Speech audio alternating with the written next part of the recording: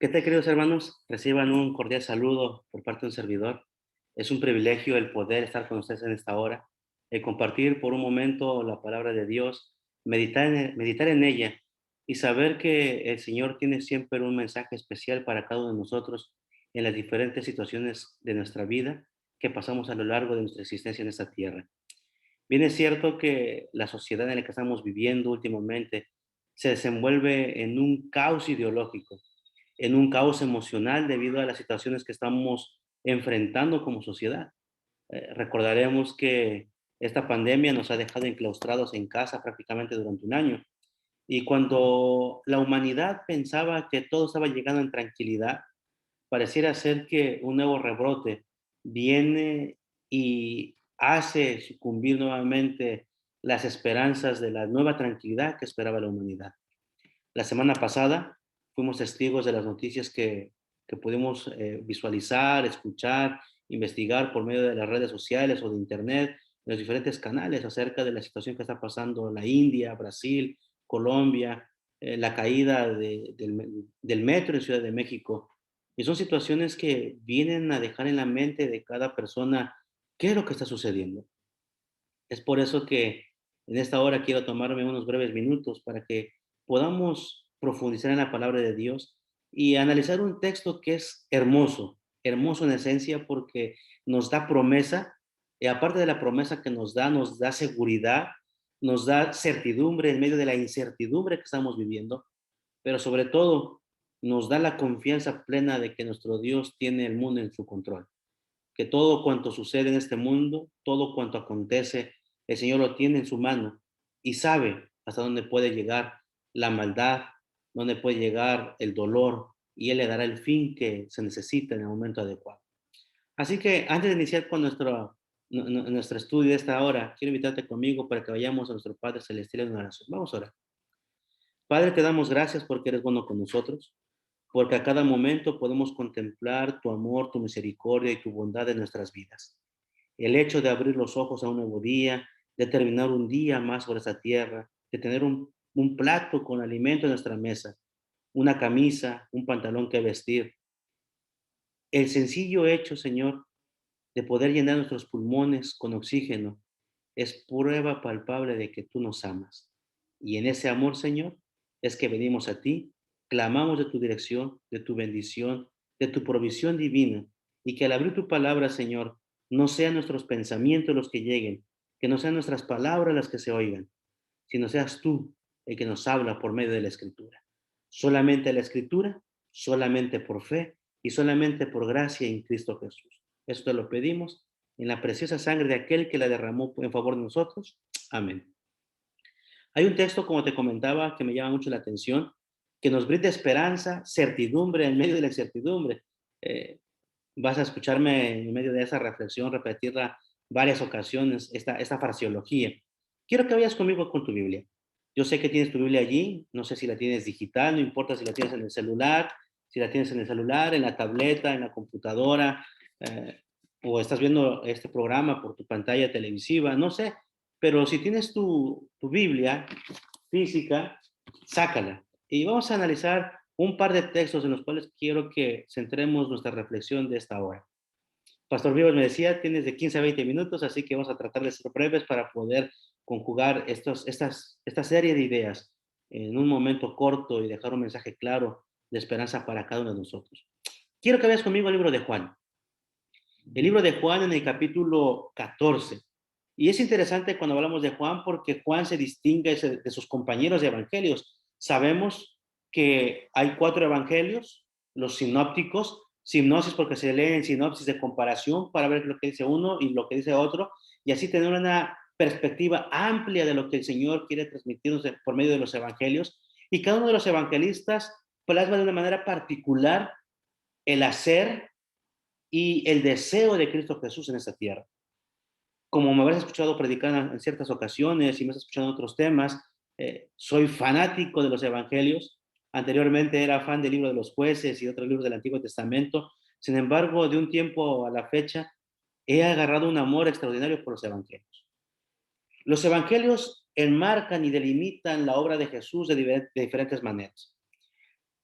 Mateo plasma la línea de la realeza que es Jesús. Por eso vamos a contemplar que en el capítulo 1, todo el capítulo 1, nos habla acerca de las genealogías de Jesús. Porque Mateo es un evangelio que va escrito especialmente para los judíos de su época. Y quiere dejar en la mente de los judíos quién es Jesús. Que realmente Jesús es el descendiente de la casa de David.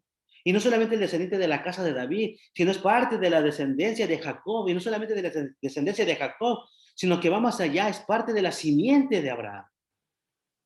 Y en cada uno de los actos que se presentan en el libro de Mateo, Mateo deja en evidencia plena que Jesús es el Mesías prometido, el Cristo, aquel que vendría a darle libertad a los hijos de Israel. Marcos, sin embargo, es un libro un poco distinto a sus demás compañeros, es más corto que los demás. De hecho, nos vamos a dar cuenta que los manuscritos más antiguos o más tempranos, como querramos decirle, más tempranos cerca a la fecha en la que se escribieron y más antiguos de nuestra fecha a la fecha que se escribieron, serán los más antiguos. Uh, Marcos es uno de los más cortos. De hecho, los manuscritos más tempranos o más antiguos, como quieras llamarlo, los versículos finales del capítulo 1 no se encuentran. Y se ha llegado a la conclusión de que el cierre del cierre del libro de Marcos fue escrito por el médico Lucas. Son hipótesis que se han realizado por la forma de escritura, la paternidad literaria que tiene en los últimos capítulos, la última parte del libro de Marcos, da una evidencia de que Marcos, la última parte, el cierre fue realizado por el médico Lucas. Pero Marcos plasma al hombre de acción, porque es un libro que no es escrito para judíos, es escrito para romanos, para una iglesia romana, una mente pragmática, una mente que es más dada a las acciones, no tanto a la filosofía como los griegos, el pensamiento helénico o grecorromano, que estaban más dados a la filosofía, sino que al ser para un imperio totalmente romano, eran gente que estaban dedicados a la acción, querían ver qué es lo que decía la acción. Sin embargo, Marcos plasma a Jesús como el hombre de acción, el hombre que actúa. Y de hecho, vamos a encontrar que a principios del siglo XX hubo un gran erudito del Nuevo Testamento que decía que en el libro de Marcos se encuentra lo que es el misterio mesiánico, porque prácticamente del capítulo 1 al capítulo 9, Jesús no revela quién es. Y cada vez que realiza un milagro, le dice a las personas, no digan quién lo hizo. Lucas, Lucas es un libro extraordinario, porque en Lucas vamos a encontrar una situación muy especial. En Lucas vemos que es un libro dedicado para aquellas personas que son menospreciadas por el pueblo. Y la gente que es menospreciada, la gente que no es querida, los intocables de la sociedad. Recordemos que el mismo Lucas era un intocable, al ser un médico tenía que tocar a diferentes personas con ciertas enfermedades y por lo tanto él era una persona despreciada ritualmente por los judíos. Vamos a encontrar que Lucas se encuentra, que es el libro de las alabanzas, encontramos a los ángeles cantando, el Magnificat de María, Ana en el templo cuando llega Jesús alabando porque ha encontrado al Mesías. Pero cuando llevamos el libro de Juan, es un libro muy interesante, porque Juan da un giro total a lo que hacen sus demás compañeros en lo que Jesús realiza cotidianamente.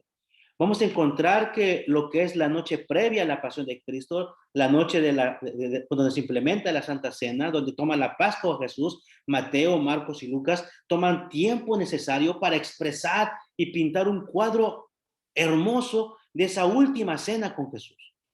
Y lo hacen con lujo de detalle. Y Juan dice, no, no, no, no, ya mis tres compañeros hablaron acerca de la cena de la última noche. Yo no voy a hablar de la cena de la última noche, yo voy a hablar y voy a plasmar acerca del pan de vida, porque Jesús es el pan de vida.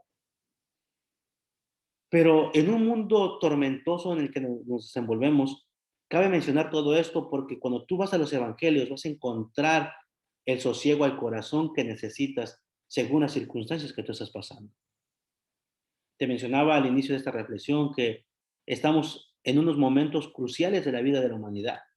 Momentos donde el dolor, la incertidumbre, la desesperanza, la preocupación llenan el corazón. Donde el ser humano no encuentra tranquilidad y no encuentra paz. Donde muchas de las personas gritan en desesperación por la pérdida de un ser querido. Y es por eso que quiero traerte conmigo en esta hora al libro de Juan, capítulo 14, versículo 1, porque tiene una promesa totalmente extraordinaria. Dice Juan, capítulo 14, versículo 1, no se turbe vuestro corazón. ¿Creéis en Dios? Creed también en mí. Cuando preparaba la reflexión para esta hora que quiero compartir contigo, mis queridos hermanos, llegaba a mi mente una cascada de ideas.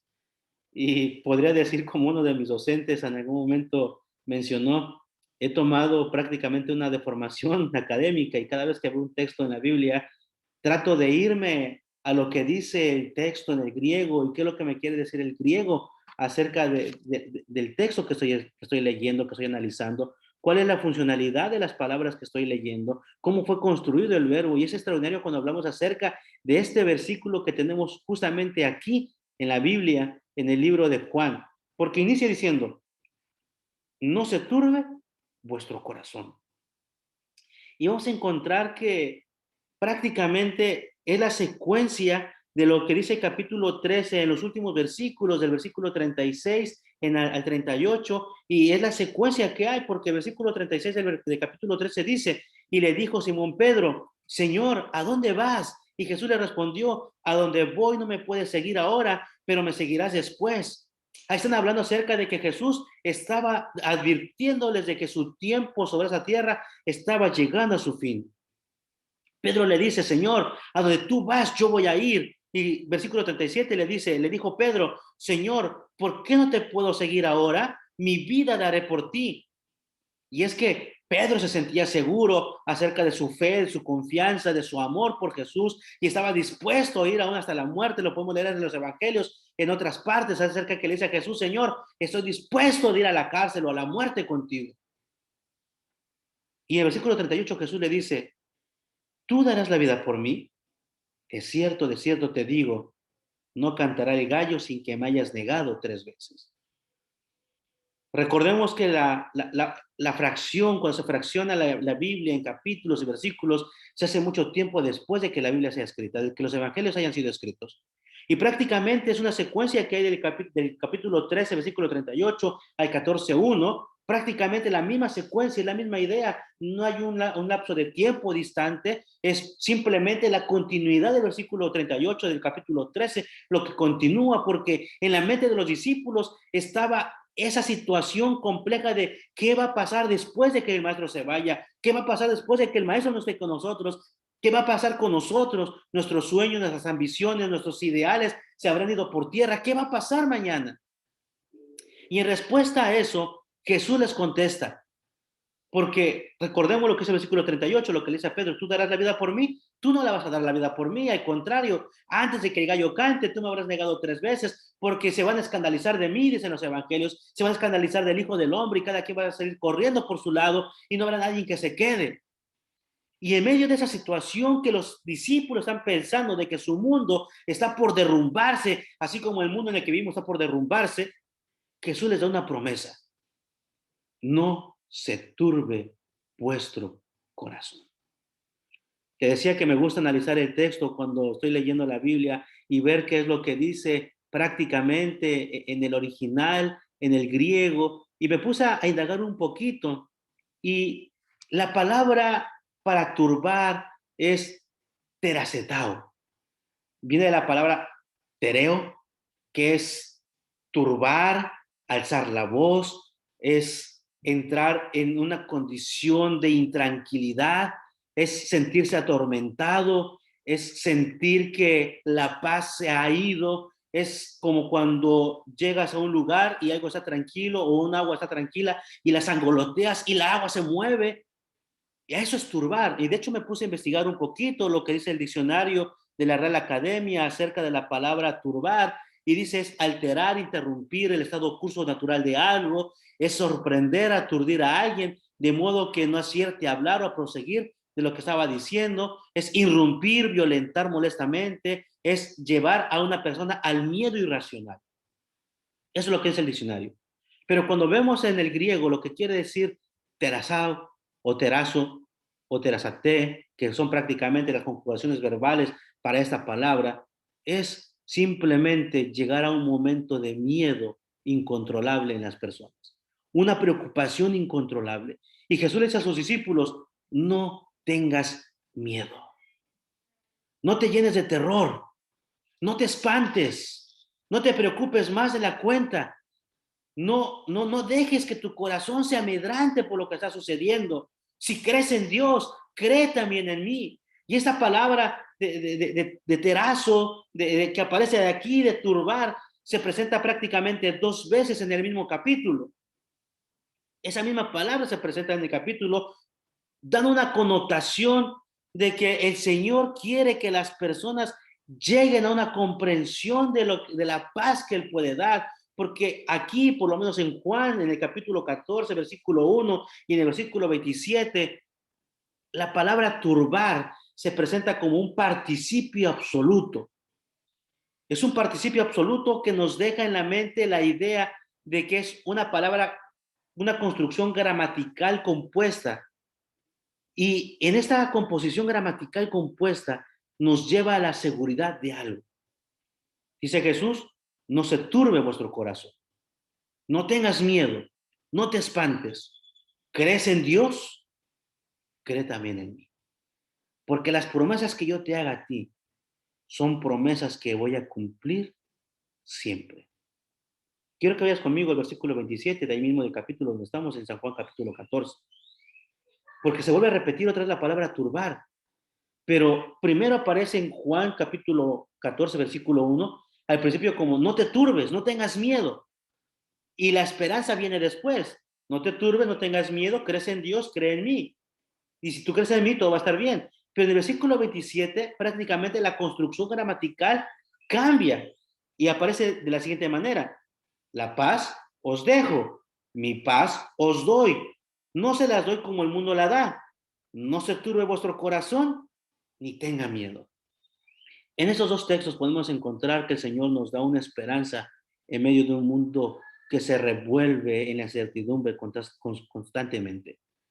En una sociedad que va en la debacle, en un momento de la historia de la humanidad que estamos palpando y percibiendo y viviendo, el Señor te dice a ti y a mí, no tengas miedo, no te turbes, confía en mí, pon tus cuitas, tus cargas, tus complejos, tus incertidumbres, tus preocupaciones en mí y yo las voy a llevar por ti.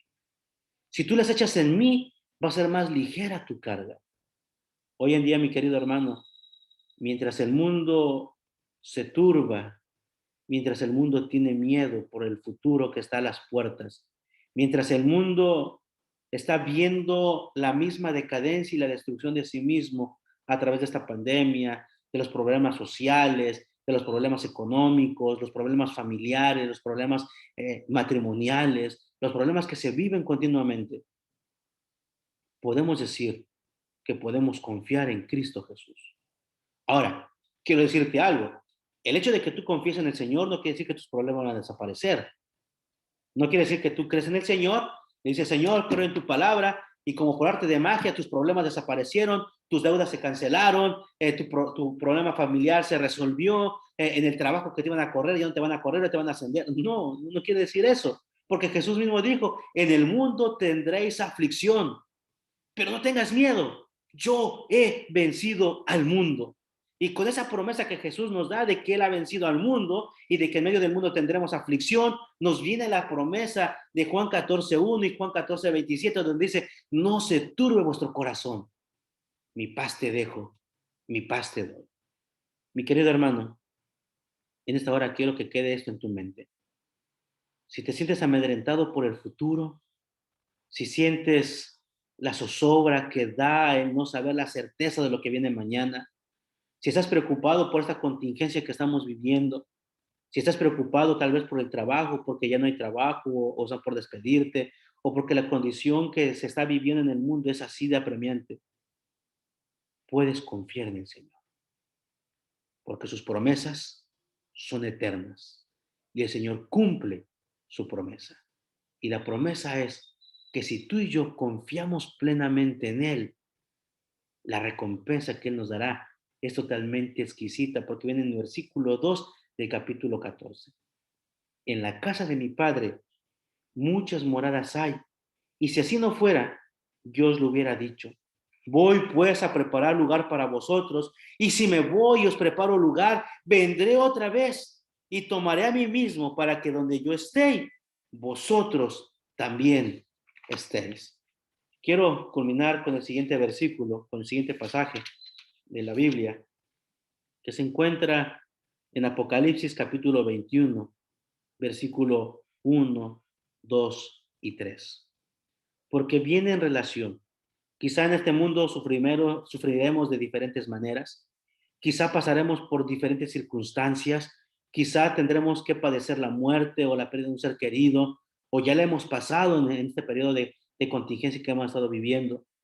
Quizá tendremos que pasar por el desempleo, quizá tendremos que pasar por el momento en el que digamos a nuestra esposa, a nuestro esposo, solamente me quedan 20 pesos para la comida y, y créeme, a lo mejor vas a orar y el Señor no te va a responder inmediatamente porque a veces queremos, como decía la lección escuela sabática de esta semana prácticamente, queremos confiar viendo las evidencias de que el Señor obra milagros, pero ¿qué pasa cuando no hay evidencias? ¿Qué pasa cuando oras y el enfermo no sana? ¿Qué pasa cuando oras y el trabajo no llega? ¿Qué pasa cuando oras y la familia se quiebra? ¿Qué pasa cuando oras y el hijo sigue metido en los vicios, en la droga? ¿Qué pasa cuando oras y pareciera ser que Dios no escucha? Pues aún en medio de esas situaciones Jesús te dice, no se turbe vuestro corazón, créeme. Y quiero darle lectura a lo que es Apocalipsis capítulo 21, versículo 1 en adelante. Entonces vi un cielo nuevo y una tierra nueva, porque el primer cielo y la primera tierra habían pasado y el mar no existía más. Y yo, Juan, vi la santa ciudad, la nueva Jerusalén, descender del cielo de parte de Dios, ataviada como una esposa hermoseada para su marido. Y oí una gran voz del cielo que decía, el tabernáculo de Dios está ahora con los hombres, Él morará con ellos serán su pueblo y Dios mismo estará con ellos como su Dios. Y el versículo 4 es totalmente extraordinario. Y enjugará Dios toda la lágrima de los ojos de ellos, y ya no habrá más muerte, no habrá llanto, ni clamor, ni dolor, porque las primeras cosas habrán pasado. ¿Tú quieres disfrutar de esto? ¿Quieres disfrutar de un cielo nuevo, una tierra nueva? ¿Quieres disfrutar de que Dios sea tu Dios y viva junto contigo, que ponga su tienda a tu lado, que more a tu lado por la eternidad y que Él quite las lágrimas de tus ojos, que ya no haya más muerte, ni llanto, ni clamor en tu vida? Simplemente hay que confiar plenamente en Cristo Jesús. Y quiero volver a Juan otra vez, Juan capítulo 14, porque quiero que te quede bien en la mente. No se turbe vuestro corazón. ¿Creéis en Dios? Creed también en mí. Porque mi paz os dejo, mi paz os doy. No como el mundo la da. No se turbe vuestro corazón, ni tenga miedo. Mi querido hermano, mi deseo y oración en esta hora es que podamos poner nuestra confianza plenamente en el Señor. No importa lo que venga, no importa incertidumbre de mañana, no importa que el mundo se vuelque en la incertidumbre de lo que está por venir. Si tú y yo confiamos plenamente en el Señor, que Él es nuestro Dios, nuestro Salvador, nuestro Redentor, Él cumplirá su promesa en nosotros a pesar de que haya dolor en nuestra vida. Quiero invitarte en esta hora, mi querido hermano, a que podamos tomar la decisión de buscar al Señor continuamente, de buscarle de mañana, tarde y noche, como dice el salmista, a buscarle continuamente y hacer como diría el salmista en el Salmo 1, ser como un árbol plantado junto a corrientes de aguas limpias, que da su fruto a su tiempo y su hoja no cae. Aunque vengan las tormentas del invierno, aunque vengan las sequías del verano, aunque vengan las inundaciones del temporal de lluvias, mantenernos fieles del lado de Cristo Jesús, porque su promesa es de estar con nosotros. Quiero invitarte a que podamos inclinar nuestro rostro y a pedir al Señor la bendición de esta hora. Señor, te damos gracias, porque aunque tenemos dolor, Señor, corren lágrimas por nuestros ojos, tenemos preocupaciones, incertidumbres. Sabemos que podemos confiar en un Dios todopoderoso que nos ama, nos cuida y se preocupa por nosotros, aunque seamos una partícula del universo. nos ves como si fuéramos la única persona en todo el universo. Señor, no te pedimos que nos quite las pruebas. No te pedimos, Señor, que nos sobrevengan riquezas. Lo que te pedimos, Señor, es que nuestra fe cada día crezca más en ti. Y al crecer nuestra fe en ti, Señor, podamos ser un instrumento de bendición para otras personas. Mientras somos transformados, Señor, ser un instrumento de transformación para otros. Cambia nuestras vidas, Señor. Ayúdanos a ser más asiduos en el estudio de tu palabra, a conocerte más, a enamorarnos más de ti. Y cuando lo hagamos de esa manera, Señor, a pesar de que el mundo se derrumbe, a pesar que llegue el dolor de nuestra vida, decir, confío plenamente en mi Señor, porque Él al fin me salvará. Lo pedimos, Padre, en la preciosa sangre de Cristo Jesús. Amén. Mis queridos hermanos del Bajío, reciban un fuerte abrazo, reciban salud de parte de mi familia y pues será un gusto seguir compartiendo la palabra de Dios con ustedes. El Señor les bendiga en cada uno de los sueños, planes que tengan y que el Señor sea en cada hogar, que su paz descanse con ustedes. Dios les bendiga.